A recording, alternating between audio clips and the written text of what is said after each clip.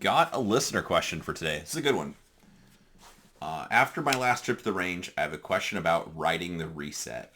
Is this a viable technique? I believe Ben has commented about this, but I'd be curious to hear a more in-depth response from you.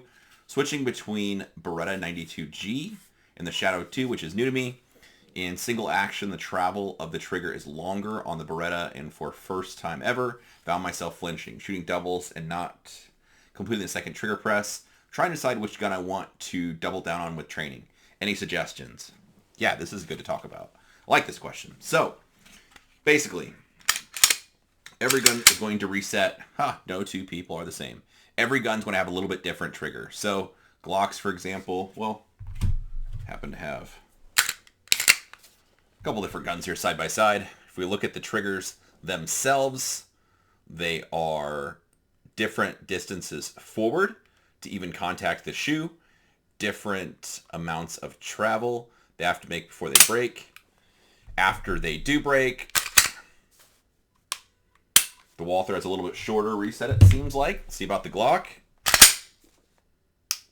Maybe a tick more. Still not a ton. So, yes, this is good to pay attention to this stuff. And this is why I like a technique that is not really gun specific. It's going to work the same. Let's talk about grip. What I want to do with grip is with my firing hand, I think of it as just hold on to the gun. My fingertips don't turn white.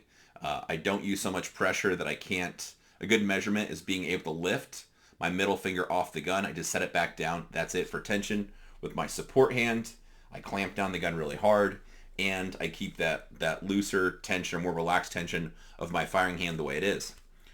Gripping the gun like that, using that principles-based approach, I can grip any gun out there and shoot it fairly well.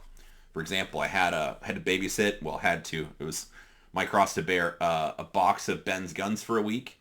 So I've got $3,000 Atlas pistols, 2 staccatos in there, some of his Glocks, a bunch of different stuff. And in shooting those, if I just use that same grip principle, where I think it intellectually, I just think of it as hold on to the gun, relax enough so I could work the trigger independently of my other fingers, do basically the recoil management with my support hand, and I just think of gripping the gun that way. That principle is going to work with any pistol I encounter. So it doesn't matter. With the 2011, all I had to do then was just remember to deactivate the thumb safety. Other than that, the grips were exactly the same with the pressures I used. So let's fast forward to triggers. I didn't have any issues shooting Ben's 13 splits, whatever. Nothing too crazy, but 13s and 14s with his fancy 2011s weren't that big of a deal because my finger comes all the way off the trigger after each press, and I've just trained myself to do that. So I don't like having a technique that's dialed in for a specific gun. Kind of the giveaway is, well, there's even some instructors like that. I'll talk a little bit of hate, but somebody like, I could do this with my gun, but then they try an unfamiliar gun or a student's gun, and all of a sudden they can't shoot it as well. Because if you do a technique such as, if I'm using this gun, I could know just where it's going to be, and I could program myself to let it out enough that it resets on the trigger, but not so far forward that it goes all the way to rest, but just enough to reset. I could maybe, not really, but I could intellectually think I'm going to work the trigger a little bit quicker or a little bit easier. These PDPs are pretty fly, so on my Walther, I could think, oh man, this trigger's so short, all I have to do is just, click bang or just barely or ride the trigger, not release the face of the trigger. I could work it really fast, get these great splits. So I don't like any of those ways of thinking, any of the different variables that I just mentioned, because it really locks you into just shooting one platform of gun. Regardless if you want to be somebody who can shoot a bunch of different ones or you just want to be good at one, I like having a technique that's principles based, like I said, and if I want to switch guns, which I don't do it a ton, but if I need to shoot a different gun or I decide these Walthers aren't what they cracked up to be, I'm going to jump on the Glock train or I'm going to shoot 2011s, I wouldn't have to retrain myself from the ground up about how to grip the pistol because I'm so used to this one little palm swell that the Walther has, this one little area, and my grip's part of that. I need that there, or some ledge on the way the trigger guard's flared out underneath, or anything like that. I wouldn't want to be dependent on that. Instead, if I just think, hold the gun, crush the gun. For trigger, my finger is going to come out of contact. I bring my finger out of contact with the trigger all the time, regardless of what platform I'm shooting. So I just train myself. If I'm doing dry fire presses, something like that. If I'm doing target transitions, mag changes, whatever, I'm just so used to training myself where my finger comes out of contact with the trigger.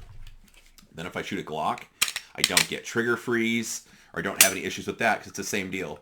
My finger is coming all the way out of contact with the trigger, and I'm pressing the trigger harder than I have to in dry fire. And that way, if I want to shoot a Glock for the day, whether for work or just because I decide I want to change platforms and I want to really train heavily with a 2011 for a month, I wouldn't need to really do any type of like recalibration to my shooting or teach myself anything different. Just keep using the same technique. So with all that said, to get back to his question, is a single action travel with the trigger? It's longer than the Beretta. He's flinching, shooting doubles, trying to decide which gun he wants to double down on training with. Any suggestions? Plot twist. I don't think the gun that you pick matters. Instead, I would work on changing the technique that you use and making sure your finger comes out of contact. Not so, you don't have to go all the way forward that you hit the front of the trigger guard after every press, but your finger's at least coming out of contact enough, because let's be real, those guns are both DASA, so double action, single action. The reset on those is going to be a quarter of an inch or a half an inch difference. It's not going to be a ton, so I would not want to have a quarter of an inch difference in reset matter to me at all. Instead, I just want to use a technique that my finger's just going to come forward enough that either one will be fine. To answer the question directly, it depends on what you want to do with it. Between a Beretta and a Shadow 2 for USPSA or action pistol shooting, the Shadow 2 is, of those two, the king in, I think, every aspect. The Berettas are a nice pistol, but not a gun I would use for competition. But if that's what you have and you like, or that fits your hand better, then go for it. The Shadow 2s are just tough to argue with due to reliability, aftermarket parts, the removable grip panels on those. There's so many options that fit my hands very well. Granted, Beretta has removable grips also. It's just not as much aftermarket support. So pick the gun you like and just change the technique.